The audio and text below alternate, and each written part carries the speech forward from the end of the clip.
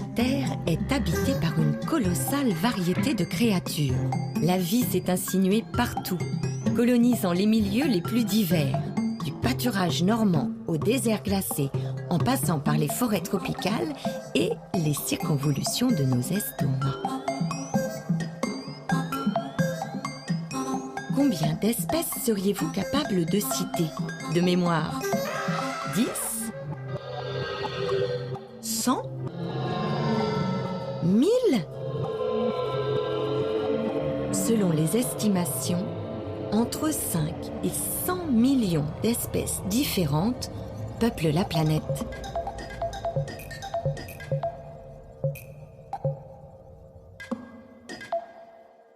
Parmi ces millions d'espèces, il y en a de toutes les formes et de toutes les couleurs.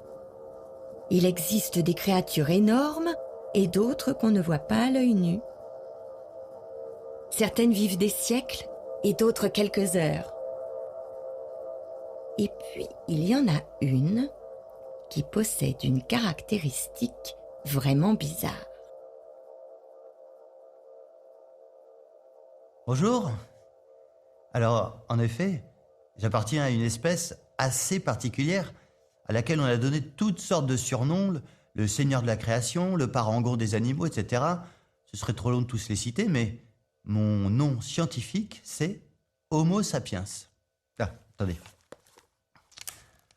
Homo sapiens se caractérise dans la faune actuelle par sa station verticale permanente. C'est un primate de grande taille. Les membres postérieurs sont plus longs que les antérieurs. Et il n'y a pas de queue. Bon, alors je sais, au premier coup d'œil comme ça, j'ai l'air assez banal, mais mon espèce est la seule, autant qu'on sache, qui a entrepris de mettre de l'ordre dans le monde vivant. Tout le monde a entendu parler de la systématique. Non? Attendez. Là, on est au milieu d'un fouillis assez indescriptible. Le but de la systématique, c'est de répertorier, de nommer et de classer les millions de créatures vivantes dans des catégories scientifiques. Alors pour classer, la toute première étape, c'est de faire quelque chose que nous autres, Homo sapiens, on adore. Des collections.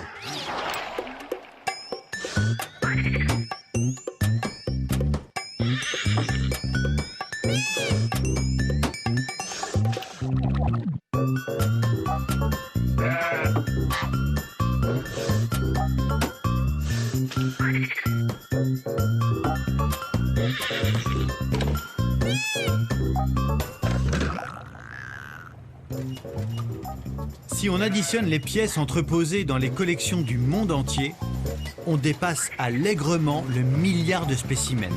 Le Muséum de Paris, à lui seul, en conserve 80 millions.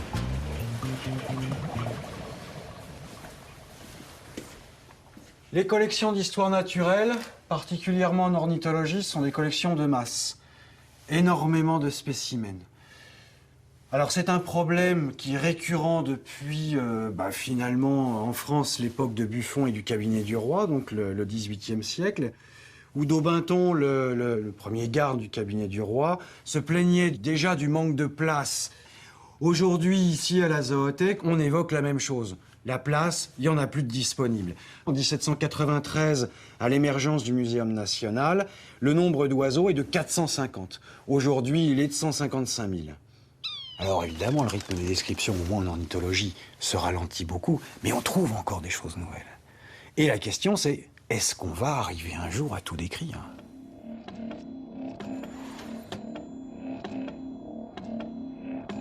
Le point de départ, pour décrire le vivant, c'est la notion d'espèce. Mais au fait, cette notion que tout le monde utilise sans y penser, vous la définiriez comment, vous ? Aujourd'hui, le critère officiel, c'est l'interfécondité. En gros, si deux individus peuvent se reproduire entre eux et si leur descendance est fertile, alors ils appartiennent à une même espèce. Là, par exemple, ça ne marchera pas. On a clairement deux espèces distinctes. Là, par contre, on est visiblement en présence d'une espèce unique. L'avantage de la notion d'espèce, c'est qu'elle permet de ranger des millions d'individus dans une seule boîte, à laquelle on attribue un nom latin unique. Ouais, latin, ça fait plus chic. Et ça évite les querelles linguistiques. À quoi ça sert de donner des noms à 1,8 million d'espèces, à 5 millions ou à 10 millions? Bon, je dirais en soi, à rien. En fait, les taxonomistes produisent pas des noms pour eux-mêmes, ils produisent des noms parce que, je dirais que c'est l'étiquette qui est sur un tiroir. Dans le tiroir, on va vouloir y mettre des attributs et des propriétés. Par exemple, mange un tel, est mangé par un tel, transmet telle maladie. C'est pour ça que le métier du systématicien, c'est de faire en sorte que chaque espèce soit désignée par un seul nom et que chaque nom ne désigne qu'une seule espèce.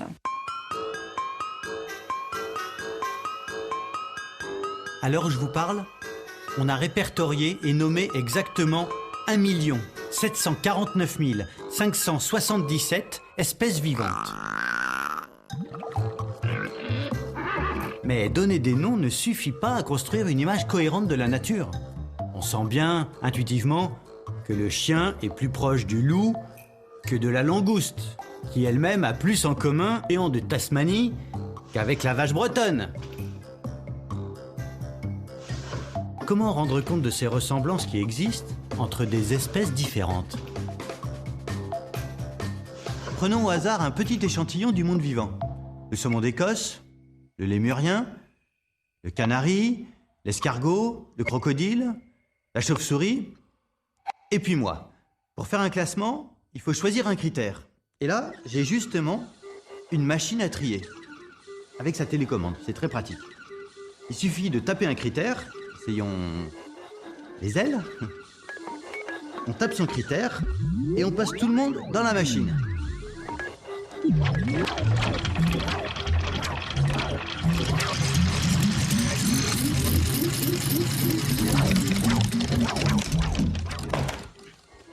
Et on obtient deux groupes.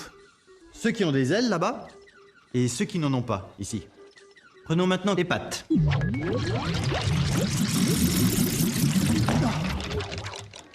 Cette fois-ci, on obtient 3 groupes différents. Les quadrupèdes, nous, les bipèdes et les sans pattes. Le problème, c'est que chaque caractère semble aboutir à un résultat différent. Classer, chez moi, Homo sapiens, c'est une vraie passion, une seconde nature. J'ai essayé tous les critères. Taille, durée de vie, ordre alphabétique, répartition géographique, mode de reproduction, habitudes alimentaires. J'ai inventé 1000 systèmes de classification, du plus primaire au plus subtil, du plus rationnel au plus arbitraire, comme dans cette ancienne encyclopédie chinoise évoquée par l'écrivain argentin Jorge Luis Borges. Les animaux se divisent en A. Appartenant à l'empereur. B. Embaumé. C. Apprivoisé. D. Cochon de lait. E. Sirène. F. Fabuleux. G. Chien en liberté. H. Inclus dans la présente classification. I. Qui s'agitent comme des fous. J. Innombrable. K. Dessiné avec un pinceau très fin en poil de chameau. L. Etc. M. Qui viennent de casser la cruche. Pourtant, parmi les innombrables classifications qu'on a imaginées, il y en a une qui a plus de sens que les autres. Ce buisson sphérique, c'est la version actuelle d'une très ancienne image, l'arbre de la vie. Toutes les espèces vivant sur Terre sont là, à chaque extrémité de ces millions de branches. Cette représentation contemporaine est le résultat d'un long processus qui a commencé par une échelle. Au XVIIIe siècle, il y a une image qui est dominante, une image de la nature, c'est l'échelle des êtres. avec cette idée que la nature ne fait jamais de saut, qu'on passe par exemple du règne végétal au règne animal d'une manière tout à fait insensible, et qu'il est illusoire d'une certaine manière d'y voir des discontinuités, des coupures. Et cette échelle des êtres, eh bien, Charles Bonnet est le premier à la représenter sous une forme très concrète, avec des montants, avec des échelons, mais le feu, l'air, l'eau, les éléments de la chimie fondamentale, les champignons, les plantes, et puis nous voilà sensiblement arrivés au règne animal. On poursuit ensuite les insectes, les coquillages, les limaçons, les escargots, les serpents, les poissons rampants et les poissons volants, évidemment. Les poissons volants qui font la jonction avec les oiseaux amphibies. Et on poursuit l'autruche, les quadrupèdes, et puis bien sûr, couronnement de cette échelle des êtres, l'homme. Alors au milieu du XVIIIe siècle, l'autre grand auteur, c'est Carl von Linné, qui va publier en 1735 un ouvrage tout à fait important, fondamental pour tout dire, qui s'appelle le Systema Naturae, dont on voit rien que par le titre l'ambition, puisque Linné a le projet dans cet ouvrage de classer les 3 règnes de la nature en classes, ordres, genre et espèces, et on retrouve au fond les principales divisions qui sont toujours utilisées par les classificateurs. Je suis donc un Homo sapiens. J'appartiens à l'espèce sapiens, dans le genre Homo, qui fait lui-même partie de l'ordre des primates, lequel appartient à la classe des mammifères, qui fait partie à son tour du règne animal. Aujourd'hui, le principe est le même, mais on a ajouté un tas de rangs supplémentaires. Sous-genre, infra-ordre, superfamille, etc., etc. Et puis à la fin du XVIIIe siècle, une troisième image de la nature va émerger qui va tenter en définitive de concilier les points de vue. Et alors on a cette première représentation au cours des années 1800 sous la plume d'un botaniste qui s'appelle Augustin Augier, dont on ne sait pas bien grand-chose, mais qui en l'occurrence représente cette continuité, cette discontinuité de la nature sous la forme d'un arbre. Sur une même branche, des classes de plantes qui entretiennent un certain nombre de parentés, d'affinités, donc une sorte de continuité. Et lorsqu'on passe d'une branche à une autre branche, une réelle discontinuité, un hiatus. En 1859, paraît en Angleterre un ouvrage phare, c'est L'origine des espèces de Charles Darwin. Et dans cet ouvrage de Darwin, on retrouve une représentation de, non plus cette fois-ci vraiment de la continuité ou de la discontinuité de la nature, mais bel et bien de l'histoire du développement de la vie et du foisonnement de la vie à la surface de la Terre au cours du temps.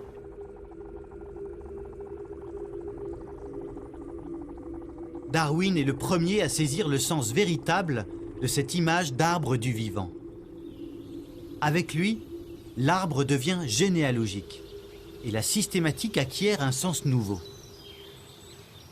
Il ne s'agit plus de repérer les affinités entre les espèces, mais de découvrir leur histoire évolutive pour reconstituer leur arbre généalogique commun.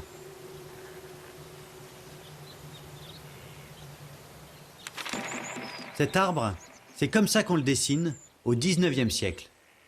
Un chêne gigantesque dont chaque rameau représente une espèce ayant habité la Terre à un moment donné. Là en bas, les espèces les plus primitives, et tout en haut, moi.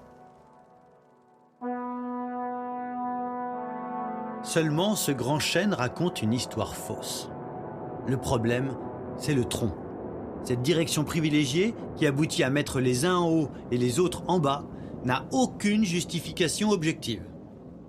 L'arbre de la vie, il faudrait le dessiner plutôt comme ça.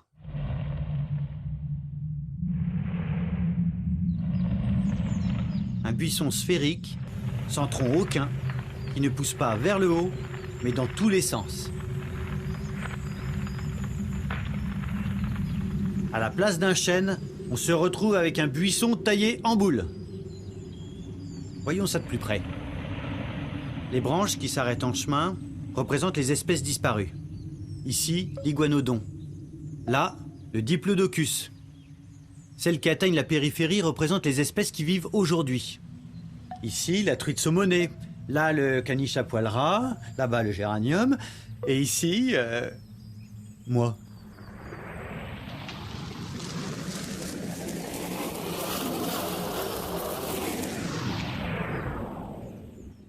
Voilà. Au lieu de trôner comme autrefois au sommet de l'arbre du vivant, je me retrouve au bout d'une branche banale, comme une vulgaire crevette. C'est légèrement embarrassant, mais tout ça parce que les scientifiques, depuis un siècle ou deux, se sont mis en tête de me traiter comme une espèce ordinaire. Bon, maintenant, la bonne nouvelle, c'est qu'en reculant vers le centre de l'arbre, je vais découvrir toute une série d'embranchements qui me relient à toutes les espèces vivant sur Terre. Si on remonte dans cet arbre généalogique, on rencontre d'abord les branches éteintes des hommes préhistoriques. Puis celles qui mènent vers mes plus proches cousins vivants, le chimpanzé et le bonobo. Tous les trois, nous avons un ancêtre commun qui vivait en Afrique, il n'y a pas loin de 6 millions d'années. Notre arrière-grand-père à la 250 millième génération. Puis, en remontant encore d'1 million d'années, on rejoint la branche qui mène vers le gorille des montagnes. Puis, nettement plus haut, celle de l'orang-outan. Ce cousinage n'est pas évident au premier coup d'œil, mais l'étude des embryons permet de s'en faire une meilleure idée. Plus on recule dans l'embryogénèse, plus les différences entre moi et mes cousins du monde animal s'estompent. Tiens, par exemple, allons à l'embranchement suivant, celui des hominoïdes, là où je rejoins une dizaine d'espèces de gibbons.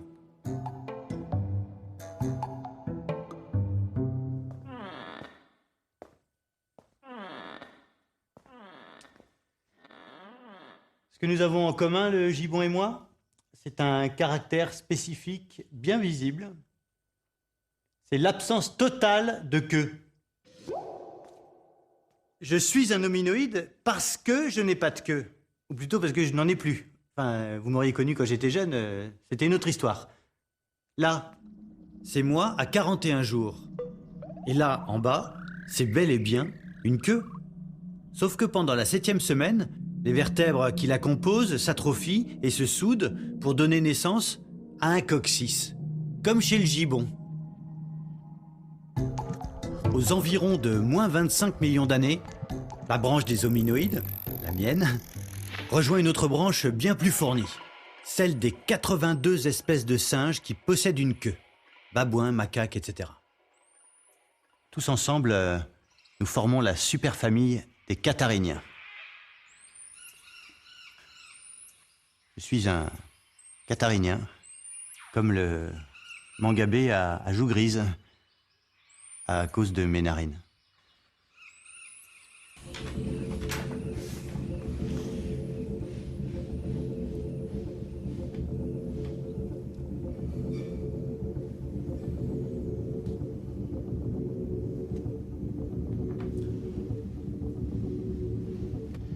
Alors l'une des caractéristiques des cathariniens, comme ce mangabé à joues grises que je suis en train d'essayer de fignoler, c'est l'orientation des narines vers le bas, trait que nous partageons, nous humains, avec ce groupe de primates. Narines qui sont aussi séparées, comme pour nous, par une petite cloison à l'intérieur du cartilage nasal.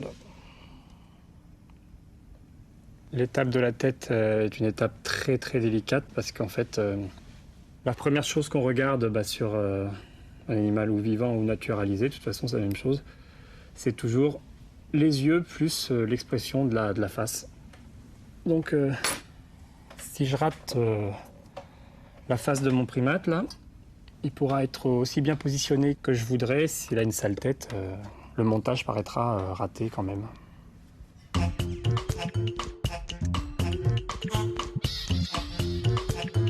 Pour compléter la photo de famille et découvrir mes prochains cousins, il faut explorer tous les continents et se munir d'un vocabulaire hyper spécialisé. Bon, vous n'êtes pas obligé de tout retenir. Je suis un similiforme, comme le sajou versicolore, et puis un aplorinien, comme le tarsier de Horsfield.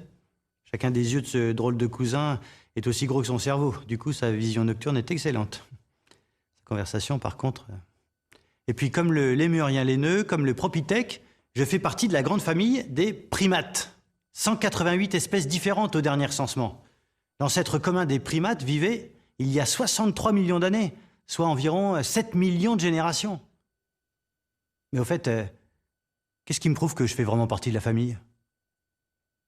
D'après les systématiciens, ce serait à cause de mon pouce. Le pouce opposable, qui est le premier doigt s'écartant de la main et permettant une préhension d'une branche ou d'un objet, ce pouce opposable est un trait que nous partageons avec les gorilles, ici présents, les chimpanzés, les babouins, les lémurs, les tarsiers.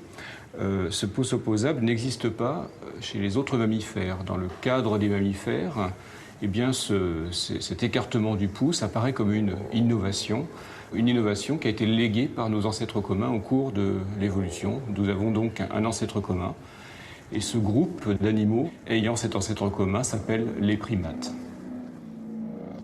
On peut voir un être vivant comme une série d'innovations acquises au cours de l'histoire de la vie.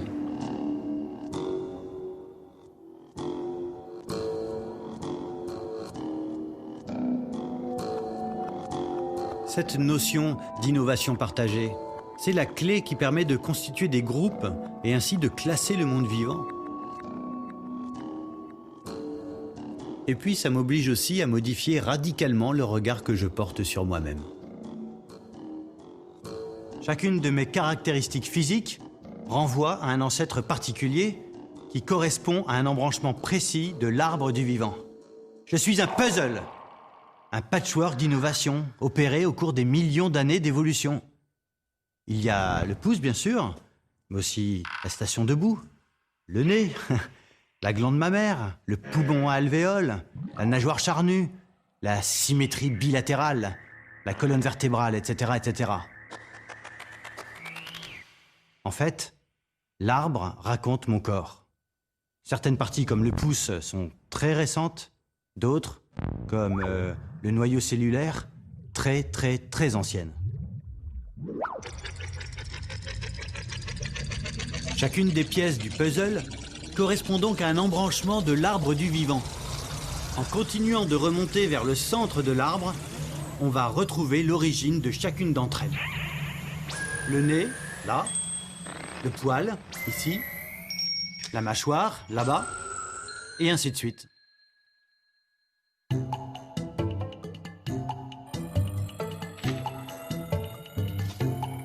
Après les primates, on rencontre les lapins et les autres familles de rongeurs. Le groupe suivant, c'est un peu l'auberge espagnole. On y trouve en vrac le lion, le cheval, la baleine et la gerboise, le rhinocéros, l'oreillard vulgaire et la taupe des jardins. Et puis on arrive à un nœud bien plus exotique, celui des terriens. T-H-E-R-I-E-N. Notre ancêtre commun, au kangourou et à moi, nous a légué plusieurs choses. Attendez, je vais vous montrer. Il nous a légué une glande mammaire munie d'un téton. C'est assez décoratif. Mais il nous a légué aussi quelque chose de vraiment très pratique. Ça. Des omoplates mobiles.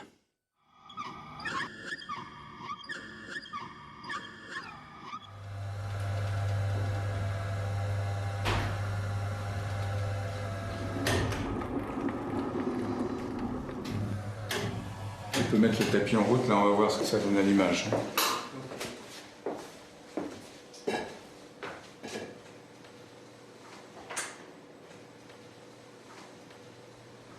C'est bon, là on peut envoyer.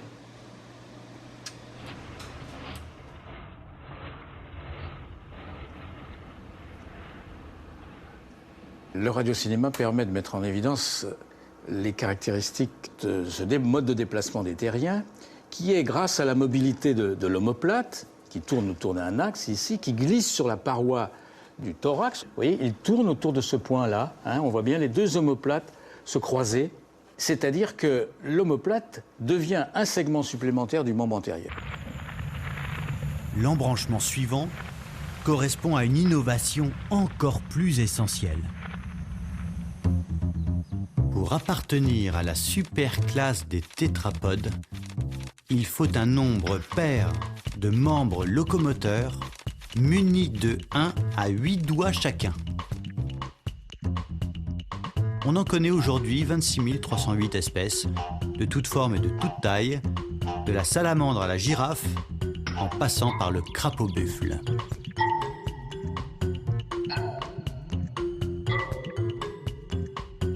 Je suis aussi un tétrapode comme cette grenouille africaine qui n'a pas encore de nom puisqu'on vient juste de la découvrir.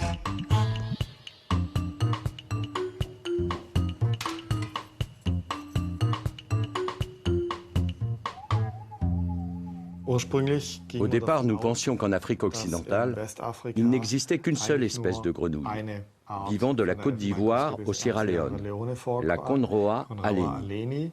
Et sur le terrain, nous avons remarqué que les animaux n'émettaient pas le même chant.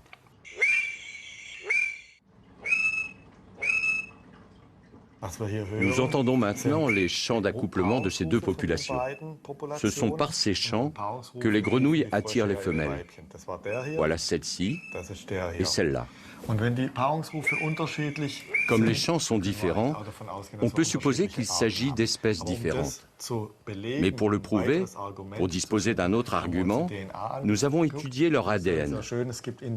On remarque très bien que certains spécimens possèdent la même séquence et que d'autres en ont des divergences. Ce sont ces divergences qui nous intéressent maintenant. Beaucoup de gens pensent que la génétique représente plus ou moins le Graal des systématiciens. Ce n'est pas le cas. Un caractère génétique n'a pas plus de valeur qu'un caractère morphologique. Mais comme les caractères génétiques sont beaucoup plus nombreux, ils nous fournissent beaucoup plus d'informations d'un point de vue purement statistique pour tenter de découvrir effectivement des divergences ou des similitudes. Maintenant, c'est officiel. Grâce aux analyses génétiques, notre grenouille africaine appartient bel et bien à une nouvelle espèce. En attendant qu'on lui choisisse un petit nom, continuons. Nous voilà arrivés aux environs de moins 420 millions d'années, bien avant les tétrapodes et bien avant que notre ancêtre commun ne soit sorti des eaux. C'est pourtant à cette époque reculée qu'est survenue l'innovation qui a rendu possible la vie terrestre.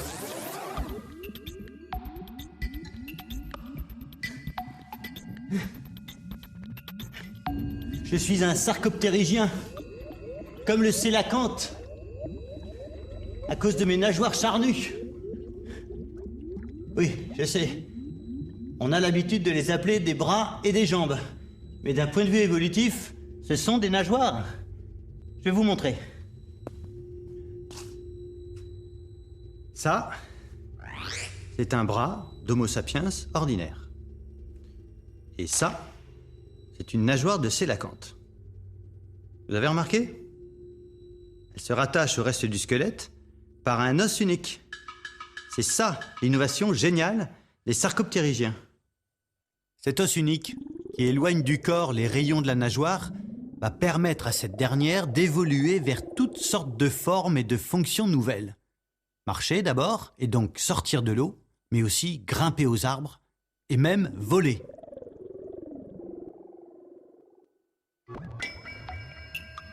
À l'embranchement suivant, voilà des cousins dont les nageoires ne sont pas charnues.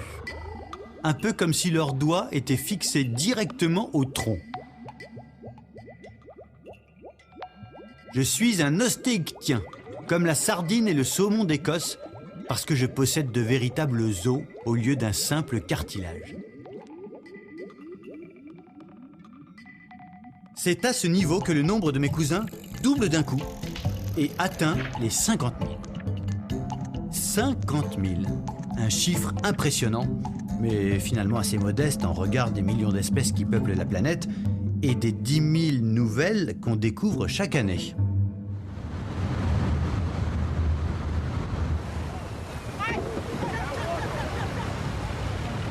En 2006, 160 scientifiques de 25 pays passent plusieurs mois sur l'île de Santo, en Mélanésie. Ils y réalisent un grand inventaire, balayant tous les écosystèmes et la plupart des familles du vivant.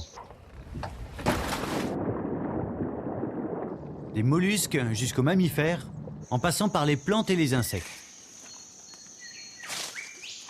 Cette mission, d'une ampleur inédite, a pour objectif de prendre une sorte d'instantané, aussi exhaustif que possible, de la biodiversité en ce point précis du globe.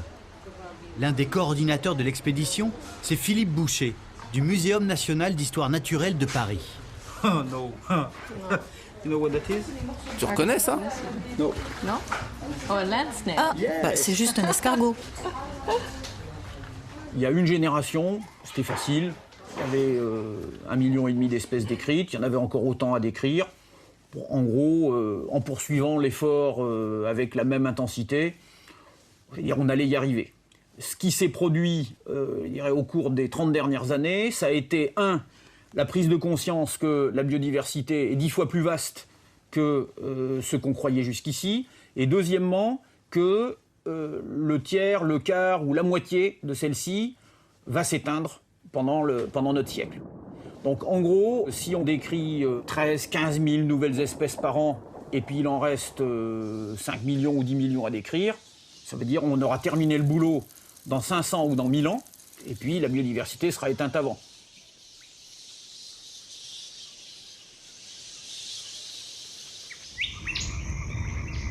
Autrement dit, il y a des milliers d'espèces qui vont disparaître avant même d'être découvertes. Elles n'auront pas le temps d'être inscrites sur la liste rouge des espèces menacées. Contrairement aux pandas, à la baleine à bosse ou au grand requin blanc, que je rencontre justement à l'embranchement suivant. Je suis un gnatostome, comme le grand requin blanc, parce que je possède de l'hémoglobine, ainsi qu'une mâchoire grâce à laquelle je peux capturer des proies avec la bouche. Bon, alors c'est vrai, attraper des proies vivantes dans la société d'aujourd'hui, ça se fait moins qu'avant. Mais il reste tout de même les huîtres. Je suis un vertébré parce que j'ai des vertèbres. Et puis un craniate parce que je possède une sorte de boîte pour protéger mon précieux cerveau. Avec les cousins qu'on va rencontrer maintenant, la photo de famille devient franchement cauchemardesque. Je suis, dans l'ordre, un craniate comme la myxine, puis, en remontant, un myomérozoaire comme l'Amphoxus, et puis un cordé comme l'Acidie, ce sac mou qui vit accroché au fond de l'eau. Là, on pourrait croire qu'on ne peut pas tomber plus bas, et pourtant, si. C'est un peu gênant de vous avouer ça, mais d'un point de vue topologique, je suis un donut. Un orifice en haut, un orifice en bas et un conduit qui relie les deux. Je suis un deutérostomien, comme le concombre de mer ou l'oursin granuleux, à cause de la façon dont se forme ce conduit pendant l'embryogenèse. Certains commencent par la bouche, mais moi, personnellement, je commence par l'anus, comme on voit ici. Et ma bouche se forme ensuite, d'où le nom du groupe. Deutérostomien en grec, ça veut dire bouche en second. Bon, passons rapidement sur ces détails embarrassants, d'autant plus que l'embranchement suivant est particulièrement chargé. Les 58 000 deutérostomiens se retrouvent totalement submergés par un afflux massif de nouveaux cousins. Plus d'1 million. La branche qui mène vers moi, Homo sapiens, n'est qu'un petit rameau perdu au milieu d'un groupe énorme, les bilatériens. Je suis un bilatérien, comme la mouche du vinaigre, mais aussi comme le crabe ou comme l'escargot de Bourgogne, car je suis traversé par un plan de symétrie qui partage mon corps en deux moitiés semblables. Du fait de cette symétrie, j'ai aussi une direction privilégiée avec un avant et un arrière. Toutes choses dont les éponges ou les méduses, par exemple, sont dépourvues. Parmi mes cousins bilatériens, il y a tous les arthropodes, les crabes, les insectes, etc., tous les mollusques, et aussi beaucoup de familles, aujourd'hui disparues, dont les seuls représentants sont des fossiles. Des fossiles dont certains ne sont observables qu'à l'aide d'instruments gigantesques. Ce bâtiment circulaire ici abrite un synchrotron, c'est-à-dire un accélérateur de particules qui sert, entre autres, à réaliser des radiographies d'objets de très petite taille. Nous sommes ici pour étudier des embryons fossilisés d'animaux primitifs qui pourront peut-être nous révéler des choses sur les origines même des différents groupes d'animaux qui nous entourent aujourd'hui. Chaque particule contenue dans cette boîte représente un fossile. Ce sont des fossiles d'embryons, pas des animaux en eux-mêmes.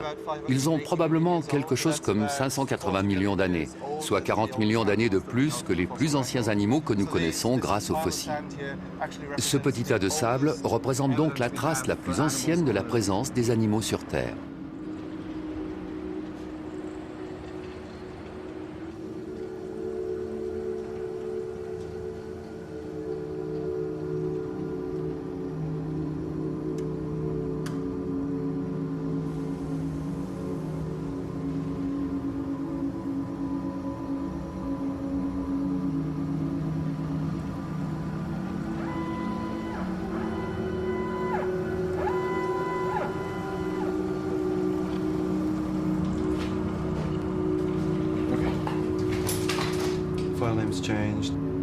La projection des fréquences plates est lancée. La macro tourne. Le niveau d'énergie du rayon est de 17,5. On a tout réglé. On peut commencer.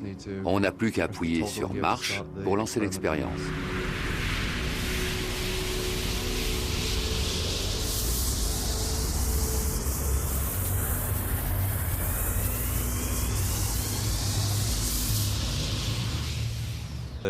Ronde et insignifiante, pour qui le soufre est une friandise et l'oxygène un poison mortel, c'est aussi un cousin. Un cousin assez éloigné, mais un cousin quand même. L'immense famille à laquelle nous appartenons tous les deux a pour une fois un nom simple. Je suis un être vivant comme Pyrococcus, parce que nous possédons tous les deux le même code génétique et des protéines identiques. Tous les êtres vivants, donc bactéries, archéocaryotes, font partie de la même famille. Ça veut dire très clairement, qui dit famille dit ancêtre. Clairement, tous les êtres vivants actuels descendent d'un ancêtre commun. Nous avons tous un même ancêtre. Nous sommes tous frères et sœurs. Alors, cet ancêtre, les scientifiques aujourd'hui lui ont donné un petit nom, ils l'appellent LUCA. LUCA, c'est un acronyme, ça vient de l'anglais Last Universal Common Ancestor, donc le dernier ancêtre commun à tous les êtres vivants, à partir duquel ont divergé les trois lignées archées, eucaryotes et bactéries. Ce qui est certain, c'est que LUCA ne devait pas être seul à son époque. Ce n'est pas la première cellule, ce n'était pas non plus un individu isolé. À cette époque, il devait y avoir beaucoup d'autres lignées qui existaient sur la planète, simplement elles n'ont pas donné de descendants. Tous les descendants des autres lignées cellulaires ont disparu, ont été éliminés par les descendants de LUCA.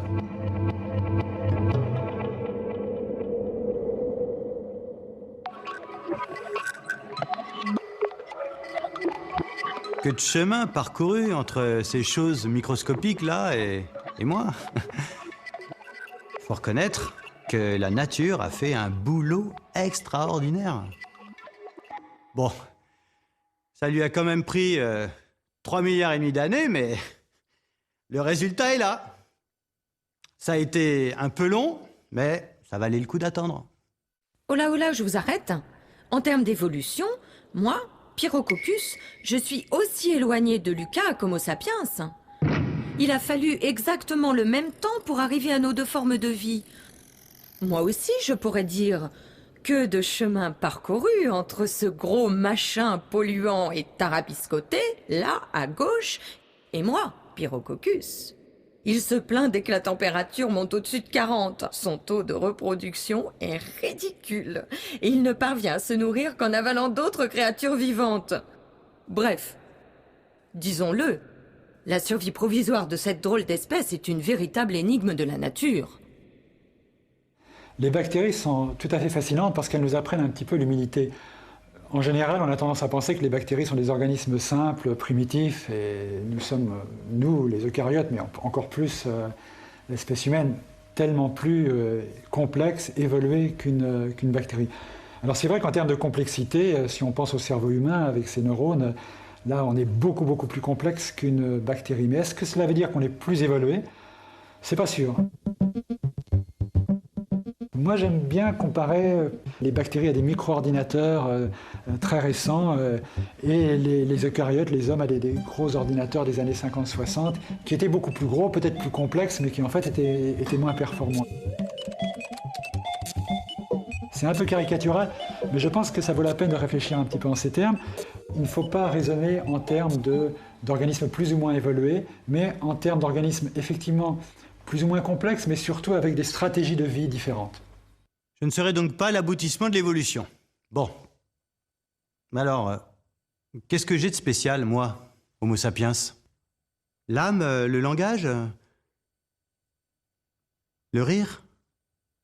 L'homme, ça consisterait à mettre en évidence la capacité d'avoir un langage articulé, une conscience de soi et du monde, quelques traits anatomiques dans les sutures du crâne. On a un génome qui fait qu'on est plus proche des chimpanzés que deux espèces de drosophiles le sont les unes des autres. Donc bon, c'est clair que c'est pas la séquence de nos gènes qui fait que l'homme est différent des autres espèces sur Terre. L'homme, donc, maintenant, depuis Copernic, puis Darwin, puis les derniers résultats de la science, on sait très bien que c'est simplement une toute petite branche qui est arrivée là, un jour un peu par hasard, hein, au cours de l'évolution, si je puis dire. L'histoire aurait pu être tout à fait différente. Il n'empêche que c'est quand même lui qui peut la raconter, cette histoire. Et ça, ça le démarque complètement du reste des autres êtres vivants. L'homme est vraiment zoologique. Il naît, il meurt, il se reproduit, comme la baleine et le surmulot. C'est à peu près tout ce qu'il sait faire. L'homme serait un roseau pensant. Disons plutôt un roseau pensif, ou même songeur. Disons un salsifis songeur. Car la pensée paraît tout de même plus dense que les produits de la cervelle humaine, et le roseau est plus racé que l'homme.